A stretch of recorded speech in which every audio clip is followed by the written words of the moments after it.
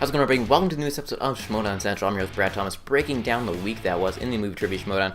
3 big matches to get to this week, but before we get started, again, just a reminder to follow me on Instagram at Schmoedown Central. Check out my IGTV series, kind of give my quick reactions to matches as soon as I check them out and watch them. So just give my quick thoughts on those so you can be the first to know what my thoughts are, what my opinions are, and all that good stuff. So without further ado, let's get into our first match that took place on Tuesday. On Tuesday, we had Keetin Marchi taking on Rosie Knight. Rosie making her debut in the Schmoedown. Meanwhile, Keaton, she comes in with the 0-1 record, losing in the Fatal 5-Way earlier. And in round number 1, both competitors came out to play. There was a couple lead changes throughout the match. Stayed tied for a while, but question 8, Rosie got ahead by 1 point, but on question 9, Keaton ties it back up and it would remain tied up till the end as both competitors go 7 for 10 in the first round. In round number 2, Rosie was up first. She ends up spinning the category of Star Wars movies, a big strength of hers there, but things did not necessarily go in her favor. On the first question, Keaton ends up using a repeat on a steal chance and doesn't come up with the correct answer. Could have been a fatal error there. Overall though, Rosie, she only goes 1 for 5, gets a possible 2 out of 10 points. She did end up giving up a 2-point steal on question number 3 with a big guess from Keaton, and Rosie actually only going to multiple choice once on the 5th question. Maybe had she used multiple choice earlier, she could have picked up a couple more points. This led to a 9-9 tie midway through round number 2 as Keaton was up and she ends up spinning the category of opponent's choice, not something you want to land on.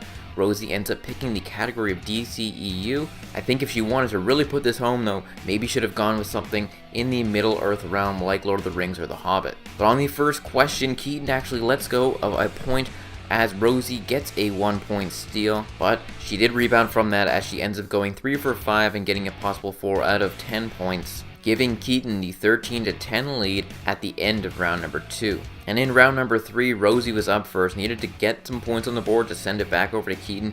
In her first question, she gets the category of DCEU. Can't find that correct answer. Second question in the category of Star Wars gave her trouble earlier and continued to give her trouble here as she gets that question incorrect. On the third and final question, needed to hit this one to send it over to Keaton. She gets the category of villains and can't find that correct answer as Keaton ends up winning this one 13-10 via TKO. So with the victory, Keaton goes to 1-1 with the 1 knockout. Meanwhile, Rosie, she starts off at 0-1. For questions Keaton was personally asked, she goes 10 for 15 for 67%. Meanwhile, Rosie, she only goes 8 for 18 for 44%. So as we see, Keaton's going to take on Emma Fyffe in the next round of the Schmoedown Inner Geekdom Tournament. That is, of course, unless Thad decides to change things up, or should I say Mike Kalinowski, because we all know Kalinowski is really the one that's dictating what goes on in this league at this moment. Of course, we see that with the whole Star Wars Championship matchup, of course, with Sam Witwer kind of being stripped of the belt. I should say, Alex, he's going to basically take on an open challenge. We'll see. And again, as we see going forward, we find out exactly what it is later on in one of the other matches. But yeah, some interesting stuff there. And of course, Rosie, she wants to take her hand in the singles division, and we'll see if she can make it there. Of course, being challenged by a patron. So that'll be interesting to see. A patron named Matt. We don't know much about him. Who knows? That could be anyone's game, of course. So again, interesting stuff to see. So for our first match on Friday, we had Kinda Funny taking on Funhaus. Funhaus, of course, comprised of Elise and James Willems. Meanwhile, the team of Kinda Funny was comprised of Nick Scarpino and Greg Miller. And this is also a little bit of a different type of Schmoedown, kind of focused on a lot of their strength in video game movies, animation, and Jim Henson. And also, it was a very entertaining match by both teams. Round number 1, Kinda Funny was off to a quick start, getting some points up on Funhaus. But they did battle back and managed to get within a few, as Nick went 5 for 8, Greg going 6 for 8, Elise, she goes 4 for 8, along with James also going 4 for 8. This led to an 11-8 lead for Kinda Funny at the end of round 1. And in round number 2, Kinda Funny ends up spinning the category of video game movies. They end up sticking with that category. They go 4 for 6, get a possible 8 out of 12 points. There was a 1-point steal by Funhaus on the second question, and also there was a challenge by Kinda Funny on question number 4 on one of their steals, but the call was upheld.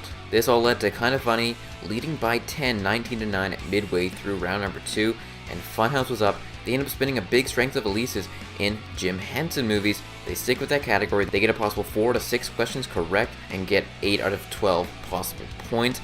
Again, they did give up a 1-point steal on question number 5, but a solid round nonetheless, and still made it a 3-point gap at the end of round 3 as Kinda Funny led 20-17. In round number 3, Funhaus needed to get a couple questions correct to send it back to Kinda Funny, and Elise was up first with the category of Tom Hanks movies, manages to get that one correct. Question number 2, James took over with the category of action adventure, can't get the Die Hard question correct.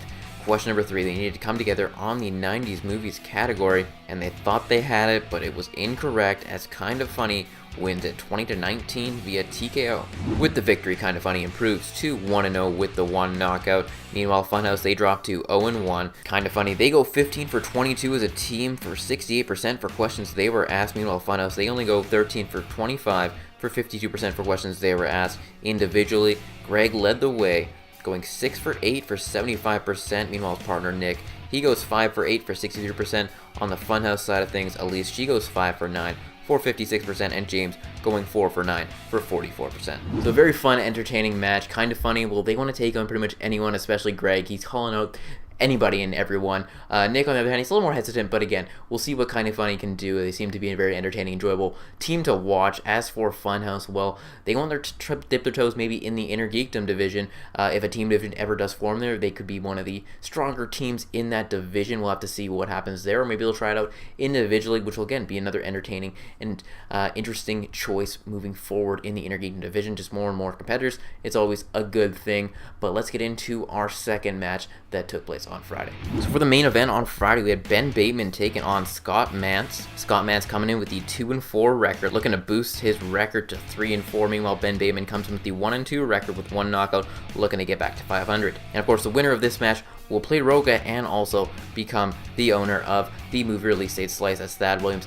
ended up bringing out a contract near the beginning of the match. In round number 1, it was toe-to-toe, but started off with a little bit of controversy as Ben's answer was not quite clear with his penmanship, but the point was awarded as he did know the answer and said it first before Scott Mantz had even answered. And it was tied up until the 5th question when the tie was broken as Ben Bateman went ahead, but on question 7, Scott Mantz tied it back up, and it remained that way as both competitors went 7 for 8 in round number 1. Round number 2, Scott Mantz was up first. He ends up spinning the category that his name and face is on, the movie release dates category, and he does a solid job going 3 for 4, gets possible 6 out of 8 points. He did miss one question though, which when your face is on a category is something you don't want to do, but luckily there was no steal by Ben Bateman. This gave Scott Mantz a 13-7 lead midway through round 2 as Ben was up and luck was on his side as he spun the category of Spinner's Choice, and he picks Oscar movies. Ben having had success in this category in the past, and he tries to repeat that as he goes 3 for 4, gets a possible 6 out of 8 points,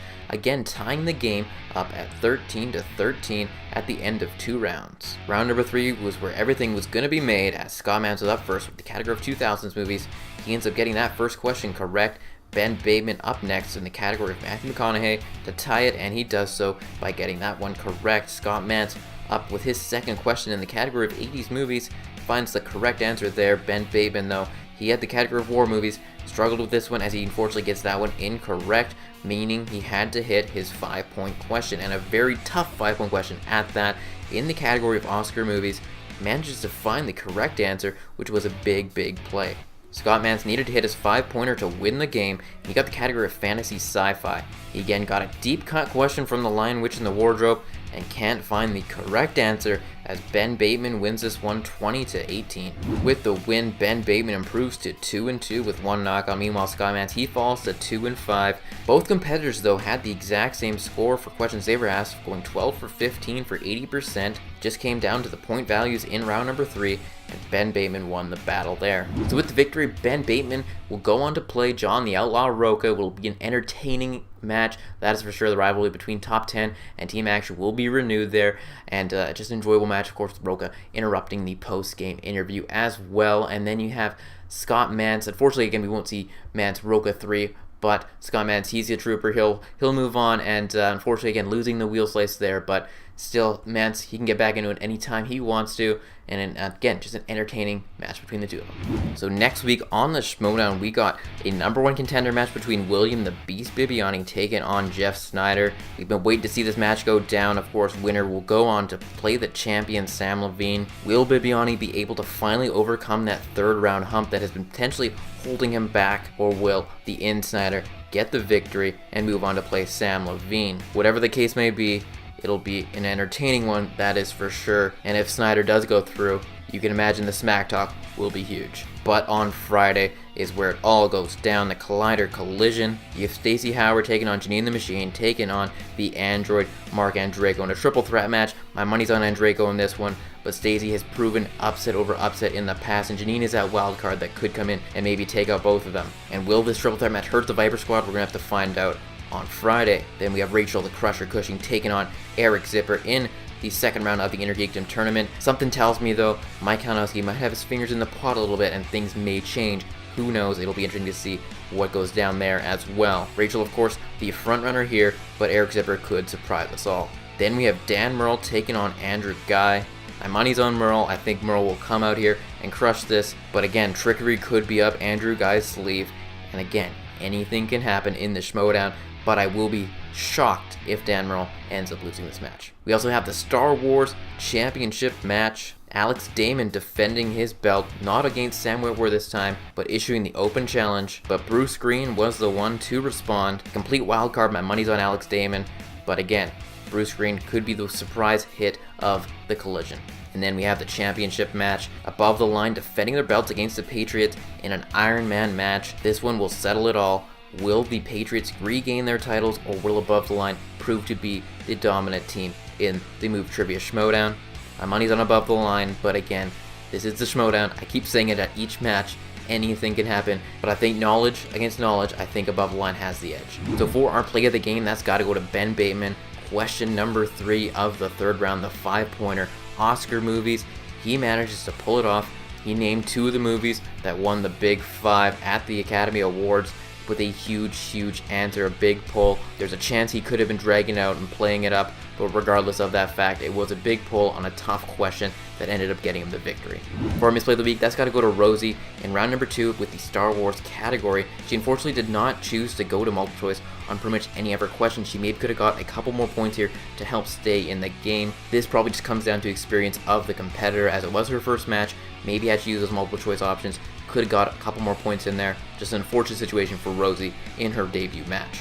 But our player of the week has to be Ben the Boss Bateman. It could have been Scott Mantz had he won this match, but Ben Bateman with the big pull, with the victory here, taking the wheel slice and going on to play Roka, where the winner will actually be in the singles tournament, was a great accomplishment. You love him or you hate him, but Ben obviously got to respect the player, and he did a good job in this match, evening up his record at a 2-2 record. So that does it for this episode of Schmoedown Central. Be sure to like this video, let me know your thoughts in the comment section below, and of course subscribe to the channel for more videos each week, and of course my Instagram, which is at Schmoedown Central, and IGTV, putting up reactions there after each match. Again, hope you guys enjoyed this episode of Schmoedown Central, and stay tuned for next week, where it's going to be a super-sized episode breaking down the Collision. It might be up a little later, as there is a lot more content to digest and then record and edit about, so hopefully it'll be up probably a little later that weekend, but stay tuned for that as well, and I look forward to talking about it. Again, follow me on Twitter at 94BradThomas or at SchmoedownCent to keep up to date with everything going on